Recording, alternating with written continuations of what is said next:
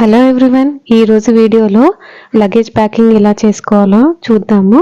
నేను చెప్పినట్టుగా చేస్తే మనం ఒక 10 to 15 డేస్కి సరిపడా బట్టల్ని ఈజీగా ఒకే బ్యాగ్లో పెట్టుకోవచ్చు.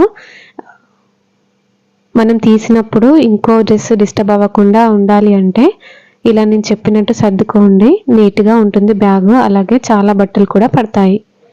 ముందుగా టాప్స్ అన్నీ ఫోల్డ్ చేసుకొని ఇలా ఒక లైన్లో పెట్టుకోవాలి. మీరు చూస్తున్నట్టయితే నేను టాప్స్ అన్ని ఒకే విధంగా ఫోల్డ్ చేసుకున్నాను. ఇందులో డిఫరెంట్ టైప్స్ ఆఫ్ టాప్స్ కూడా ఉన్నాయి.